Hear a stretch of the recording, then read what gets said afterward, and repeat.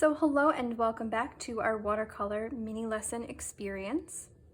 In today's lesson, we're going to continue on with all three of our mini paintings, including our distant mountain landscape, our river landscape, and our night sky. We started all three of these paintings in our last lesson, and then we let these dry overnight. So if you feel your paintings, they should be completely dry and ready to go for today. In today's lesson, you will need all three paintings ready to go. You will also need your watercolors, your brush, your water, your round or circular palette. It's always nice to have a piece of paper towel handy for you in case you spill or need to clean up. And again, you will need all three pieces of watercolor paper that we started in our last lesson. Go ahead and pause this video if you need to get yourself set up, or if you didn't yet do part one, please pause this, go back to the first video, and then we'll meet you back here. Okay, to begin today, we're gonna put our night sky off to the side, and we're gonna put our future river landscape piece off to the side as well. And we're gonna work on the one that we created our mountain range on first. Please make sure, these look very similar if you've used blue for both. Please make sure you identify which one is which and you're painting on the correct one. So again, we're gonna continue over with this one here, and that eventually is going to look like these mountains that are receding into space. Now, I chose blue just to keep it simple. If you chose a different color, that's fine. Here's a purple one. Whatever you choose to do, you do need to have at least 1, 2, 3, 4 levels of value. So just be mindful that when you're creating your washes, they don't get too dark too fast or something like that. This one here you can see has more than 4, and here's another blue one with more than 4. It's up to you how many you want. The last level here should be as dark as it's going to go. Okay, so to begin, I'm gonna push this off to the side a little. To begin, we need to go ahead and create our wash. We have our level 1, maybe a 2, and then we're gonna make our level 3 value here. So I'm gonna pull over my circular palette. I'm gonna activate my watercolor brush in my water, and then I'm gonna go ahead and activate the blue there. So I'm gonna add water, activate, move my brush back and forth, choose a well, and dip into that. And then come over to my water and just add some water to that well. And then I'll go back to my pigment. Now again, I need to make this wash darker than what I had before. And at first that might be a little challenging, but you'll get the hang of it. You can always add more water to it or more pigment.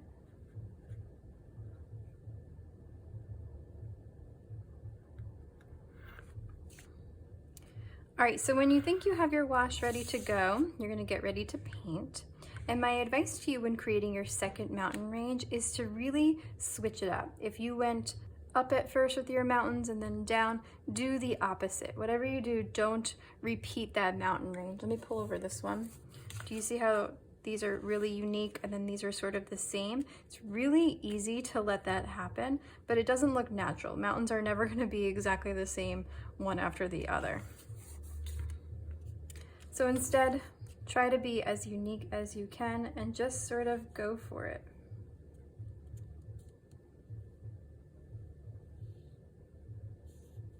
So I draw that line first, right? And then I'm going to continue my wash all the way down the paper. Make sure that it is dark enough and it really stands out. It will dry slightly darker, but I think I'm gonna add a little bit more pigment. Maybe grab some and pull it here. And be careful, I don't want to disturb that edge because it's really beautiful. I don't want it to look overworked. So I'm just gonna add that color, pull it around. Maybe a little bit more here. And then I'm gonna paint all the way down that paper. Try not to let any of the color pool in a particular area. Really spread it out. And don't stop. I've seen students just stop here. They're like, well, I'm gonna do that darker later. Don't stop there, bring it all the way down because you'll see that line later and it will look really strange. Pull that all the way down. Now we started with this page here because we want to allow this an opportunity in this work session to dry and then add another layer of mountains. So we began with it to allow us that opportunity.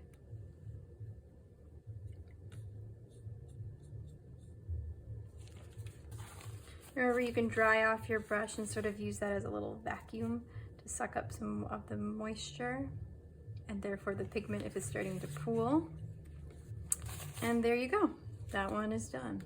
So I'm gonna take this guy, let me organize my space. I'm gonna take this guy and I'm gonna move him off to the side because he's done for now. I'm gonna use my paper towel to clean up my space because I don't want to get pigment on the other sides of my paintings. And then let's bring over this one.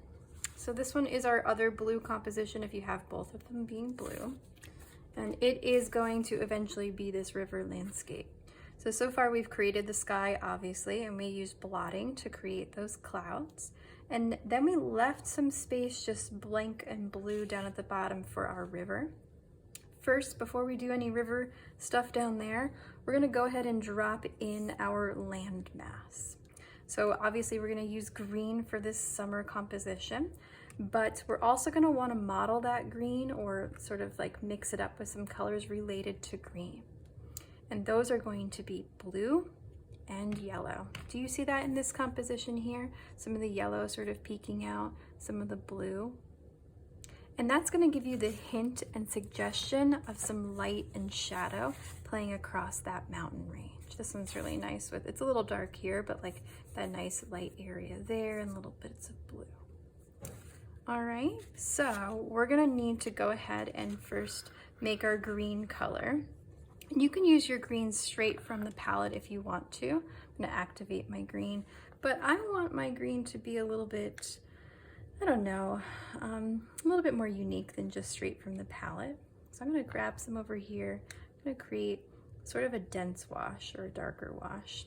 And I might add a tiny bit of blue to just start off. Maybe I'll dip into there and add a little bit of blue just to kick it back down a little bit. All right, so before we start painting, let's just talk about some tips on our shapes. So we are painting this mountain here, but I want you to understand the contrast between the mountains that we're painting in the other picture and this sort of, I'm gonna call it even a hill. We want the top ridge of that hill to have some change in elevation, not just be straight across, but it's a kind of smooth, right? Compared to maybe some of these, where they're a little bit more jagged or more interesting. Now this piece is inspired by the Hudson River. And when you're standing on one bank of the Hudson River and looking across to the other, you're gonna sort of see this landmass here. If you wanna envision it to be something else, that's no problem at all. But do you see how nice and gentle, I like this one here, how nice and gentle that hill is on top? That's gonna be really critically important. I also want you to notice how much water is at the bottom. We do need to leave ourselves some space at the bottom of our composition so we can have that water and do some texture down there.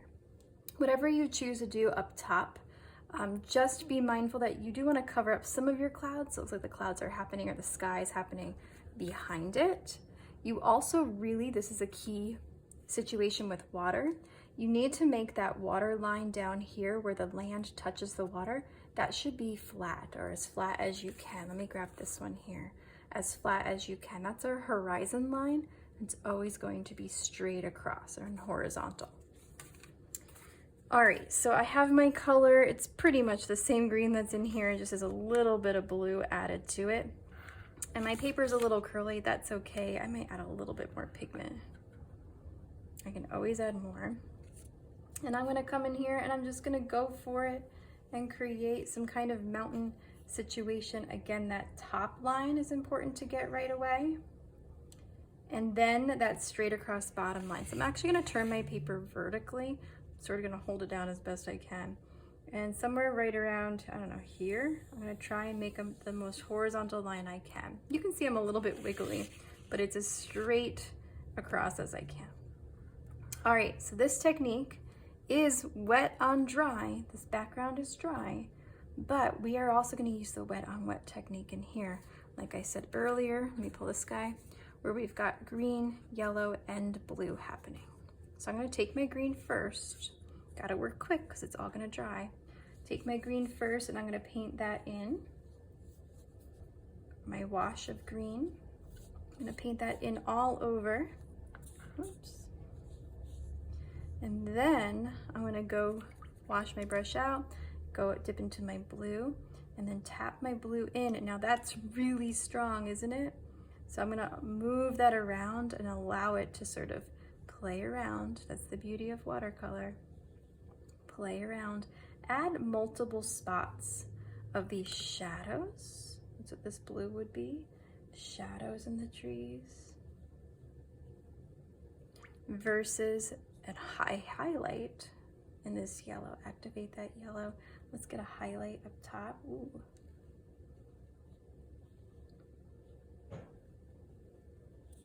Look at this hand. It's like really holding that paper down. Some highlights.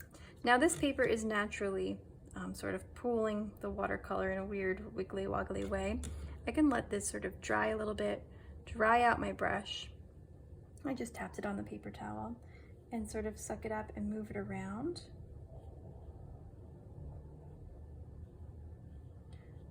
And play with that. Now there's a fine line between painting, right, what we're doing right now, and then overworking. I'll let go for a second. Overworking your pigment. Bring this over so you can see. But you do need to sort of play a little bit. I'm gonna add some more blue, maybe this blue. I'm gonna try and avoid some of the water now. Not too much water because it's really pooling on me. And I'm going back into the green.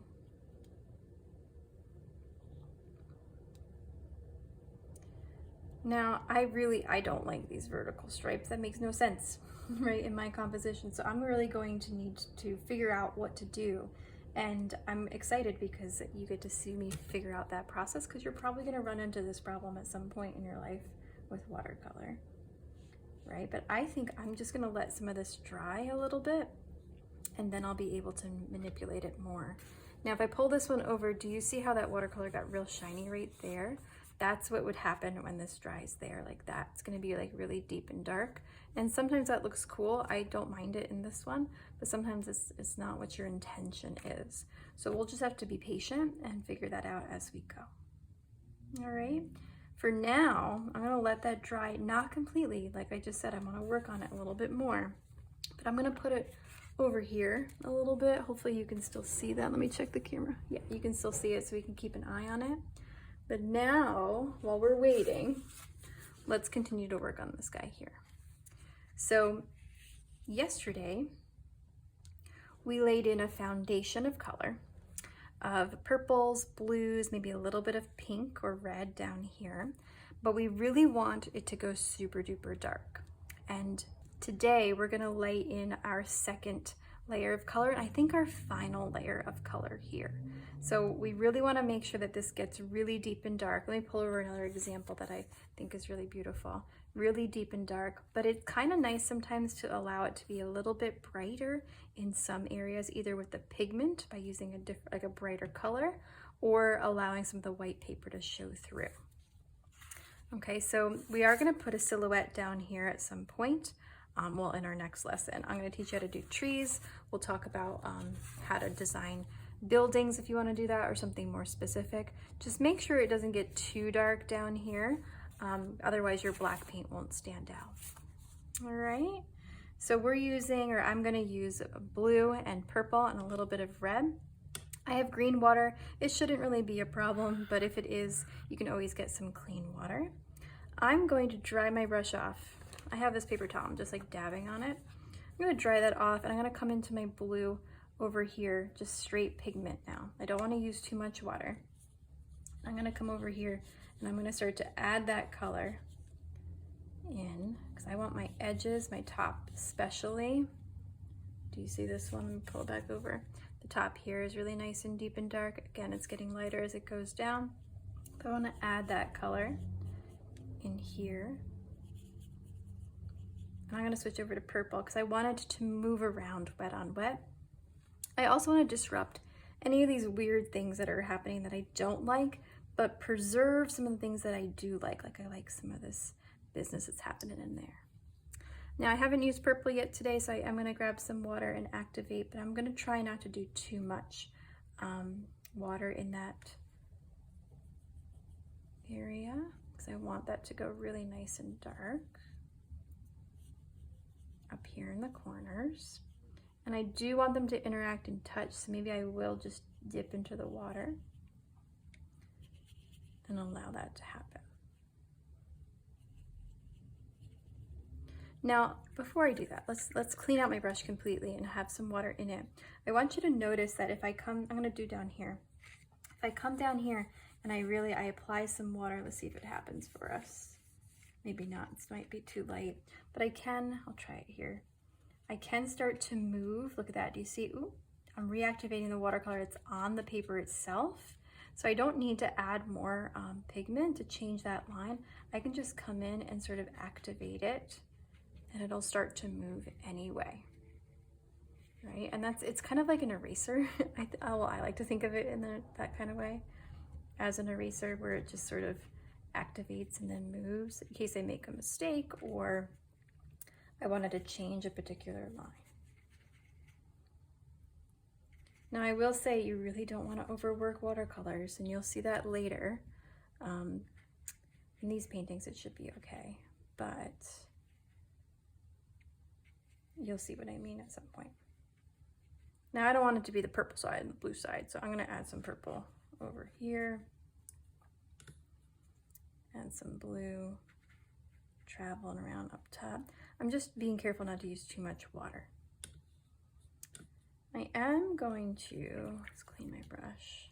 I do want to grab some more red. I want it to be like brighter with red down here.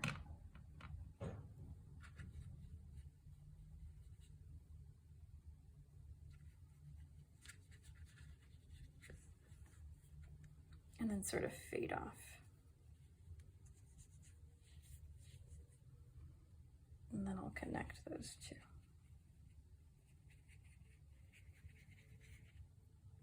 Well, enjoy it, have fun, be playful.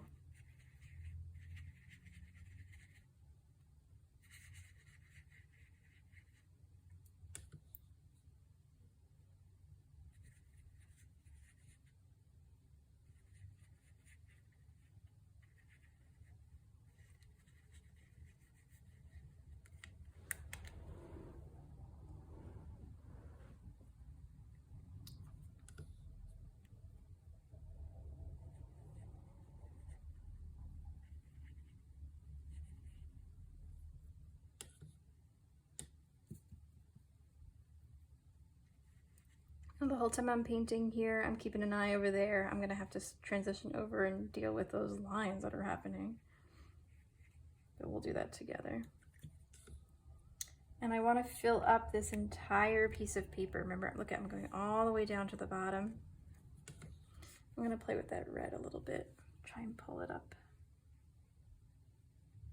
So when you do something like that, that's like real crazy, right? This blob, uh-oh, I got a little drip over there. Just move it around. Okay, it's kind of crazy, but I'm gonna try and make it move around and interact with the other colors.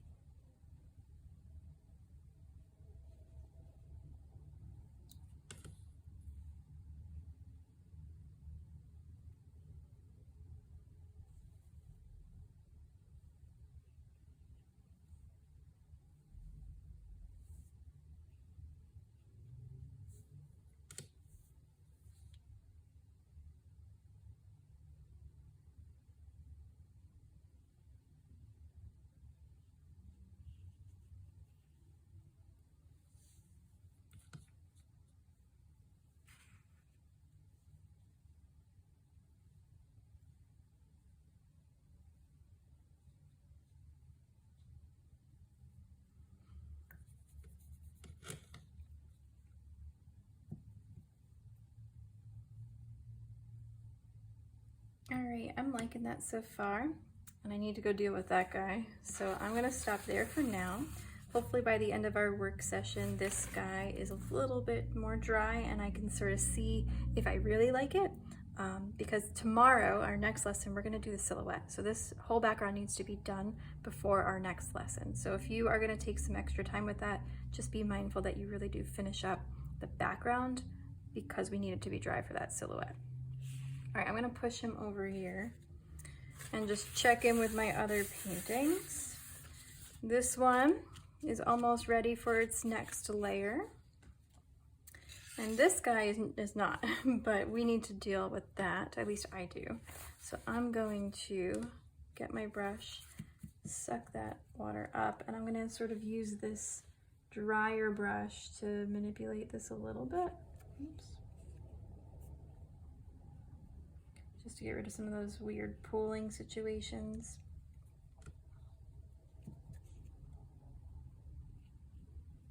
Now, if you don't like how this paper is curling, I don't blame you at all.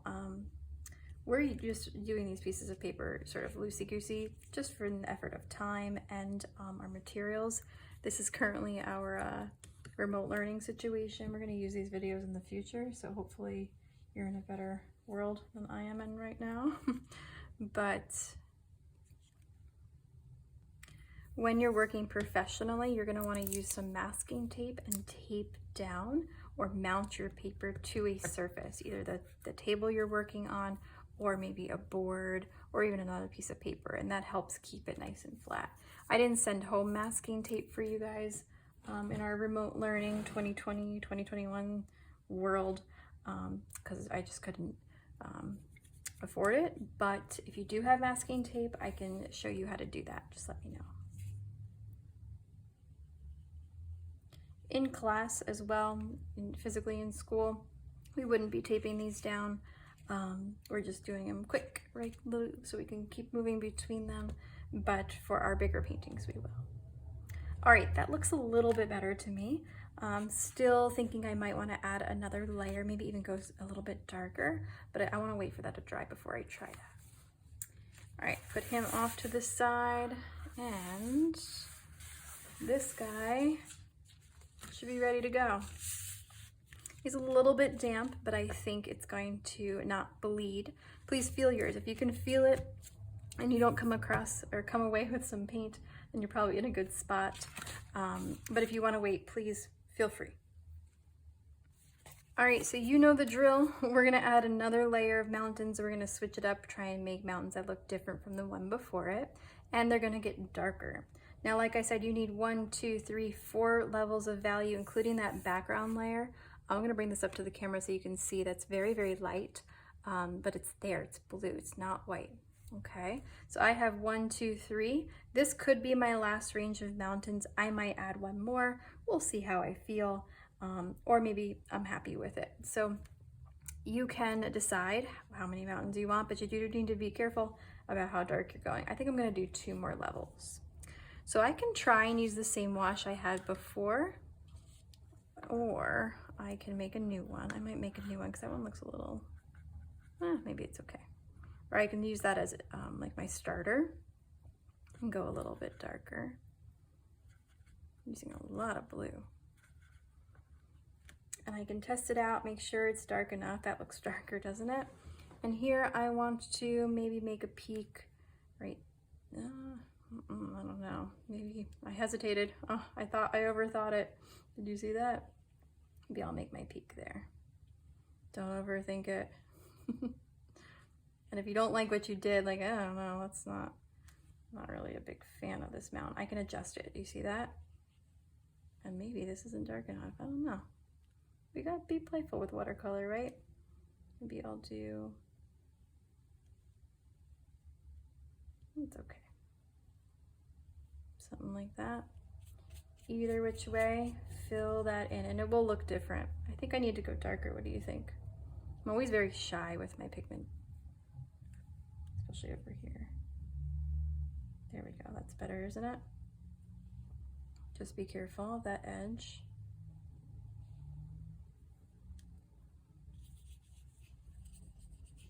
And don't stress out.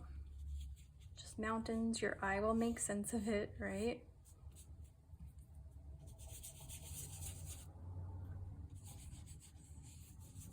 Now you saw I made a wash, but I ran out of it, didn't I?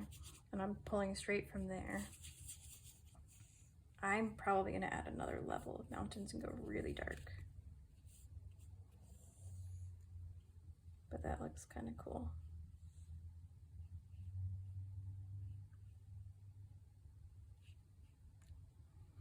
All right, we'll let that dry. Maybe I'll add one more tomorrow. All right, maybe this is where we're gonna stop for today. That looks good. So this guy is gonna be done for today. I'm gonna work on this one again in our next lesson. I'll add one more level. If that's where you wanna stop, that's fine. I would suggest if you're this like tight, like I am here, that you sort of add another level, because this is sort of like a lot of space down there. This one's looking much better. I might add some more pigmentation tomorrow. We'll see how it dries overnight. But this guy, let's pull him over. Push that there, hold on. This one is really wet, but it's doing a weird thing right there. So while it's wet, I'm gonna just play around a little bit more, maybe just a little bit, because I can't help myself. Something like that, just to adjust it. If you really don't like parts of it tomorrow, you can adjust a little bit, but this has to be dry for us to do that black silhouette. All right. I also want to encourage you between today and tomorrow to figure out what you want to do with your silhouette. So like I said, I'm going to teach you how to do little trees kind of inspired by Bob Ross.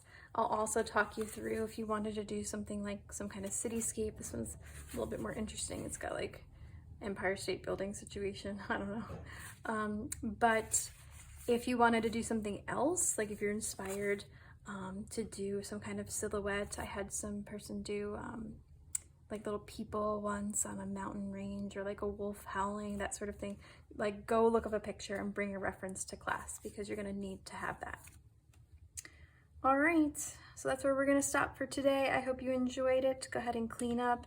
Make sure you don't leave your brush sitting in your water. That will ruin the bristles. It'll dissolve that glue and rot it out. Always clean that brush up and then make those bristles nice and neat.